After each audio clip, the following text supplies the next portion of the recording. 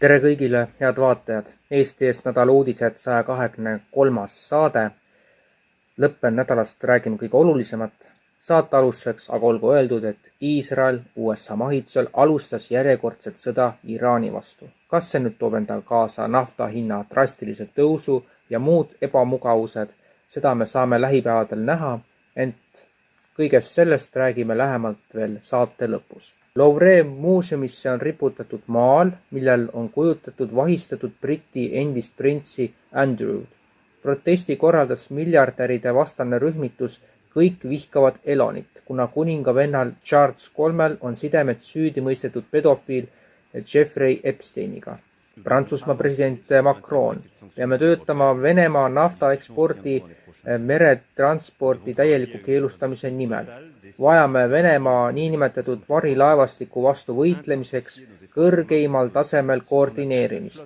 USA rünnak Iraanile tekitab USS Gerald R. Fordi pardal tualittruumi kriisi, kus 4600 meremehe jaoks on liiga vähe toimivaid tualette. Järjekorrad on 45 minutit pikad ja süsteemi ei saa merel parandada. Antud uudis oli kolmapäeva hommikul. Hei kaasteelised!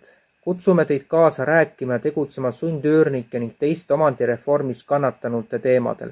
Ootame koosolekule kõiki, kes soovivad astuda liikmeks või panustada muul viisil aktiivselt ideede, kogemuste, suhtluse, korraldusliku abiga ja nii edasi.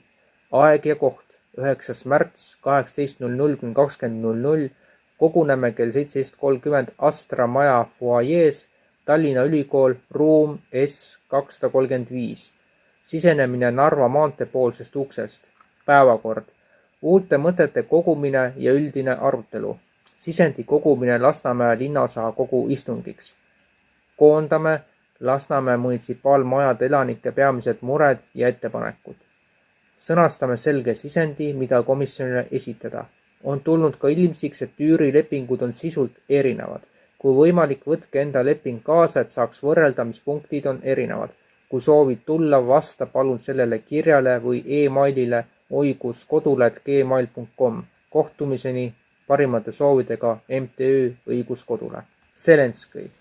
Tänane sõda avaldab eurooplastele suurt survet, sest nemad maksavad Ameerika relvade eest.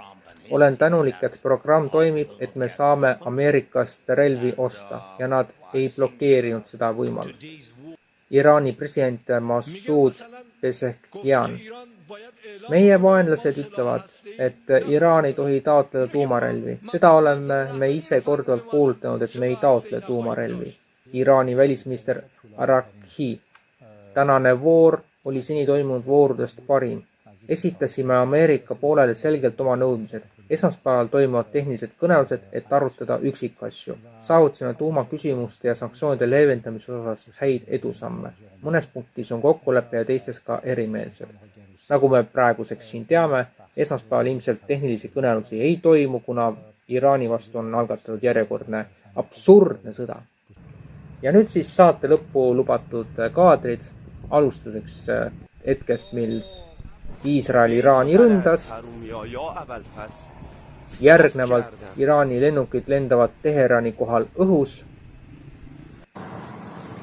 ja tiibraketid lendavad üle Erbili Iraani suunas. Ja selliste arengute keskel me näeme, et mitte mingisugusest rahust, vähemalt sellisest rahust, mida inimesed tegelikult ka ootavad, ei saa rääkida. Ja kui keegi siin ütleb, et Iraan jääb viimaseks, siis kaugeltki mitte.